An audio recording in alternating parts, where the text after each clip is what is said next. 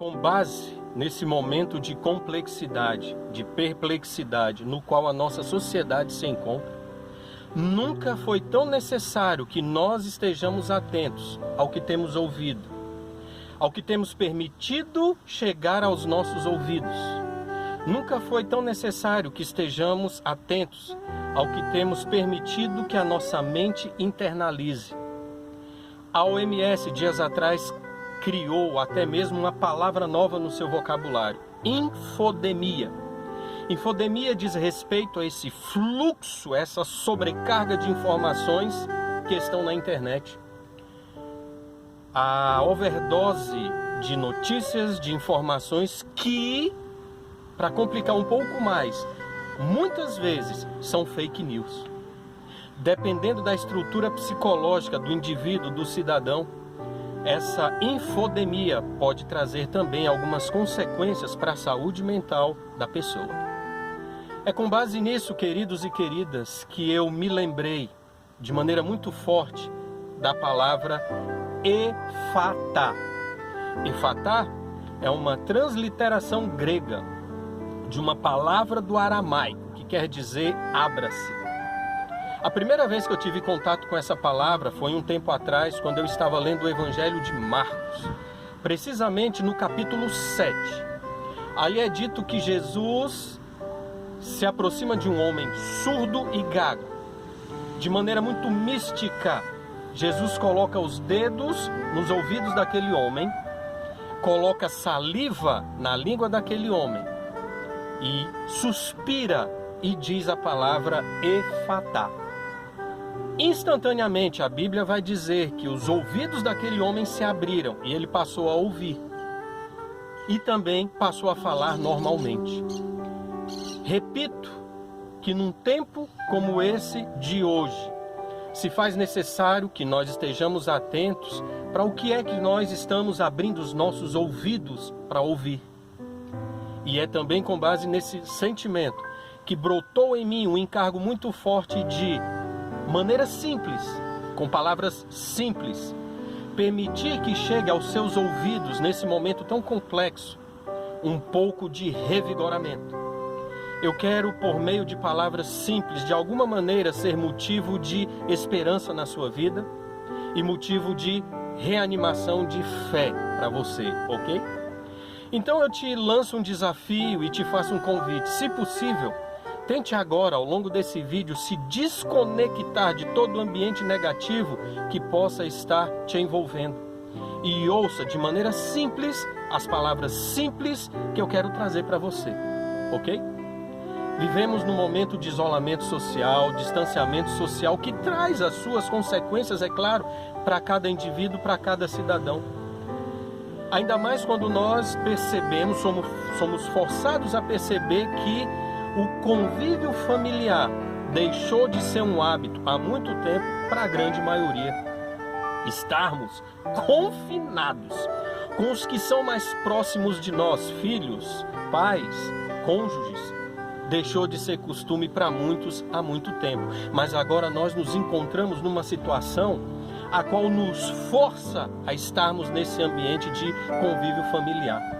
Isso é tão complexo, queridos e queridas, que para quem não sabia, foi registrado já dias atrás uma estatística que tem dito que a China tem vivido agora um dos maiores índices de divórcio, um dos maiores índices de violência doméstica. As pessoas não tinham o hábito de estarem tão próximas daqueles que deveriam ser tão próximos. Por conta da correria do dia a dia, por conta da luta pela sobrevivência, esse convívio mais próximo deixou de ser um hábito há muito tempo. Isso então causa hoje uma estranheza e traz até algumas consequências não muito positivas para algumas famílias. Eu queria te dizer, com base nos escritos de alguém que eu admiro demais, Augusto Cury. Augusto Cury, num dos seus livros, O Homem Mais Inteligente da História, ele faz um comentário que muito me chama a atenção e me faz refletir nesse momento que estamos vivendo.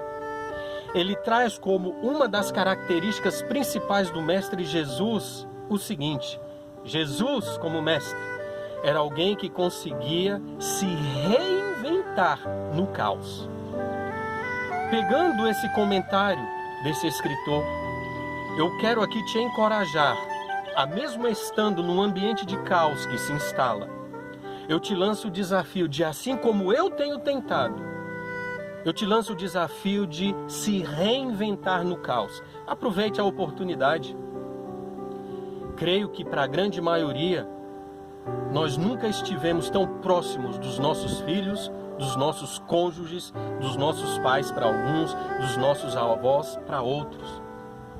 Aproveite essa oportunidade para ser uma chama de encorajamento, de revigoramento para as pessoas que agora estão tão próximas de você. Se você tem filhos pequenos, coloque-os no colo, conte uma história, diga que os ama. Aproveite essa oportunidade de reflexão para perdoar. Perdoe o seu cônjuge. Talvez pela correria do dia a dia você não tenha tido tempo sequer de pensar em perdoar aquele e aquela que sempre esteve tão próximo de você. E lanço até uma outra sugestão, talvez até mais do que perdoar. Aproveite esse momento de convívio para se perdoar, para que então você possa perdoar melhor. Se por acaso você não está tão próximo dos seus pais, dos seus avós ou dos seus filhos, aproveite para, mesmo assim, ao invés de esperar que outros te liguem e te consolem, seja fonte de consolo e de encorajamento. Ligue para alguém, mande uma mensagem, grave um áudio.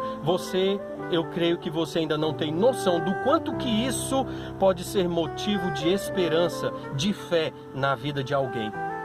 Aproveite o momento para fazer a diferença de maneira positiva. Não faça desse momento um momento de piora do caos.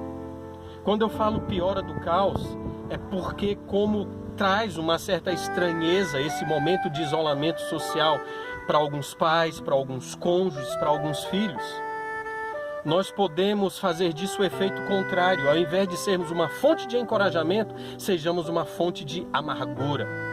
O momento em si, queridos, já traz para nós a interpretação de caos, de desânimo. Faça a diferença. Afinal de contas, repito, esse momento me fez lembrar de um trechinho do livro de Hebreus. Precisamente ali no capítulo 12, onde o autor vai dizer que nós não podemos nos tornar uma planta amarga. Eu faço questão de ler para você. Reflita. Cuidado, para que ninguém se torne como uma planta amarga, que cresce e prejudica muita gente com o seu veneno. Hebreus capítulo 12 fala isso. O ambiente é propício para que nós digamos palavras amargas, para que nós tenhamos atitudes de desencorajamento, atitudes de acusação, de desânimo, de desesperança.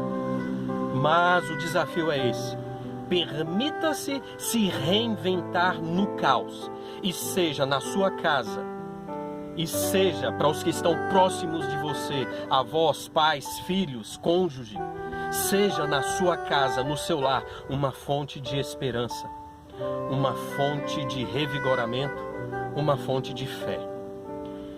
Efatá para você. Abra os seus ouvidos. Peço a Deus que você abra a sua mente nesse momento, nesse contexto no qual nós vivemos, para, diante de palavras simples, mas que fazem a diferença positiva, você possa fazer diferença nesse momento de caos. Eu te lanço o desafio. Efatá. Permita-se se reinventar nesse momento de caos no qual nós vivemos. Que Deus te abençoe.